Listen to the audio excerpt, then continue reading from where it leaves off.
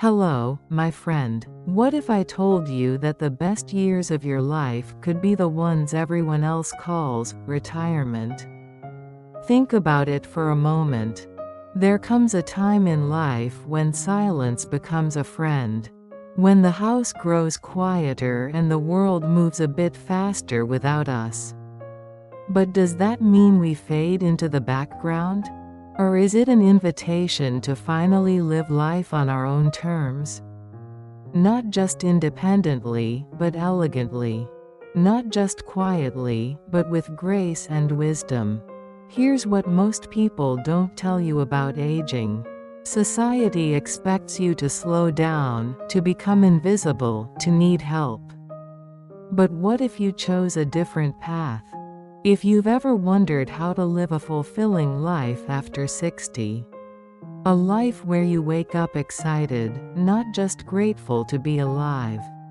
This video is for you. Today, we'll walk through 6 key principles to live with strength, peace, and style. Ways that go beyond survival and into true serenity. But before we dive in, let me ask you this. When was the last time you did something just because it made you happy? Keep that question in mind as we explore these principles. Let's begin. Principle 1: Financial independence is emotional freedom. Let me tell you about 2 different stories. Susan, 68, shared that after retiring, she felt ashamed to ask her children for help. I raised them to be strong. I didn't want to be a burden. She stays awake at night calculating grocery bills and utility costs. That anxiety? It ages you faster than time itself. Psychologist Erik Erikson described later life as a time of reflection and integrity. But when money is tight, reflection becomes worry. And worry steals your peace. Now contrast this with David, 72. David lives in a small but paid-off home. He tends a vegetable garden and knows he owes nothing to anyone. When he walks into a room, that confidence radiates dignity. Here's what changed everything for David. He started with brutal honesty about his finances at age 55. He downsized his home before he had to. He learned to distinguish between wants and needs. The 3 steps to financial peace. Budget with precision. Know exactly where every dollar goes. Downsize with intention. Choose smaller before smaller chooses you. Speak with a financial advisor. Even one consultation can save thousands. But here's the deeper truth. Financial independence isn't about having millions. It's about having enough to sleep peacefully. Ask yourself, what would you do tomorrow if money wasn't a concern? Write that down. That's your target for true freedom.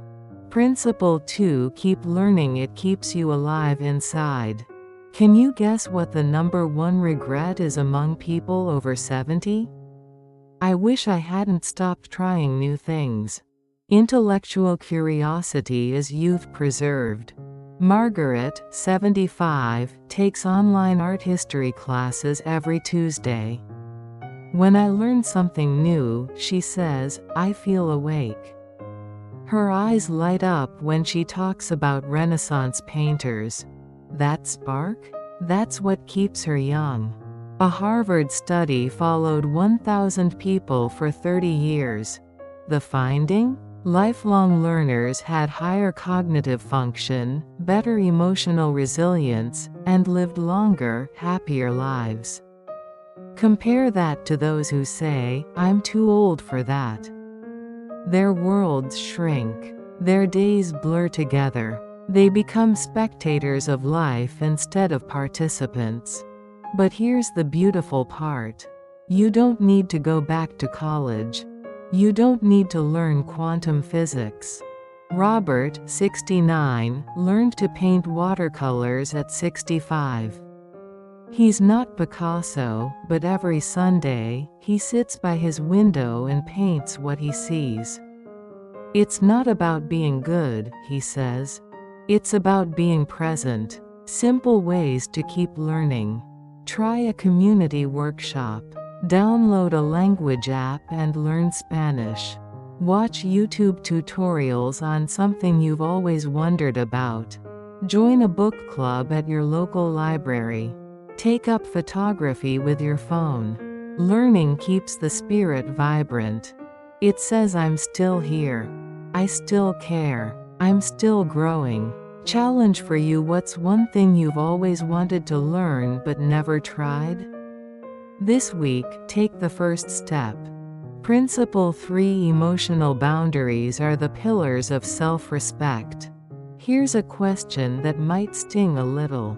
How many people in your life drain your energy instead of adding to it?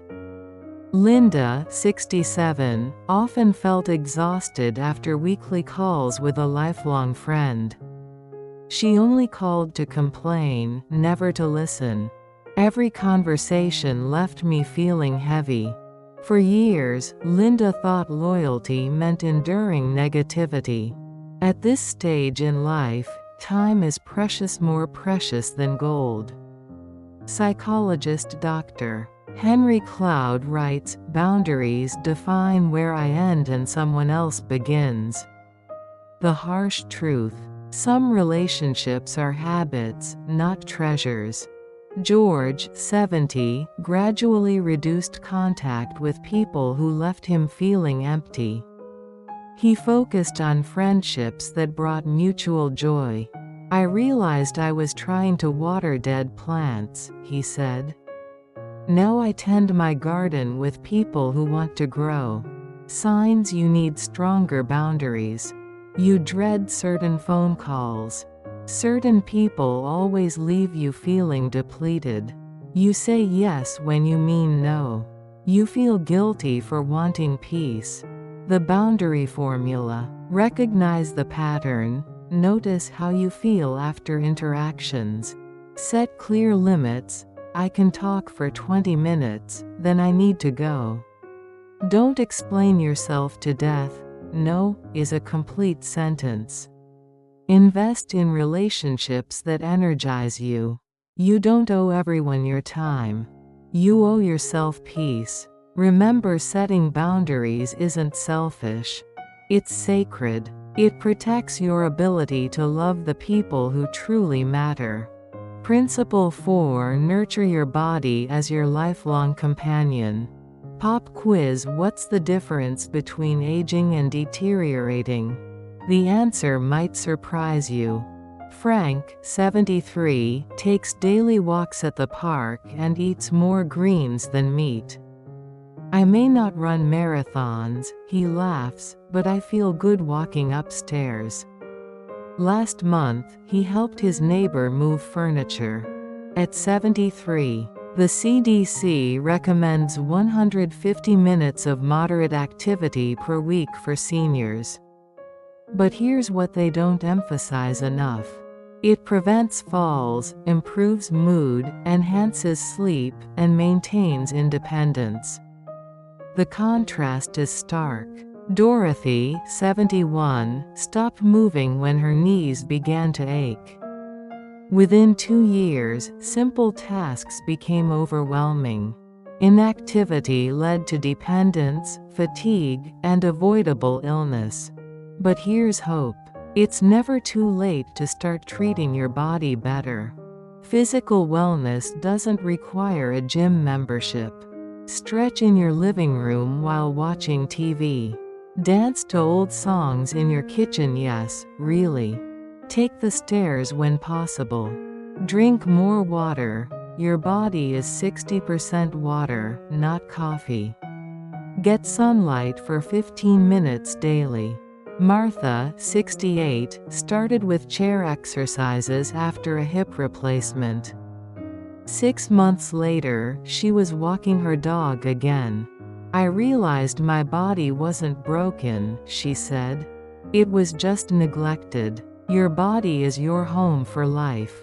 Care for it with love, not frustration. Every small choice adds up.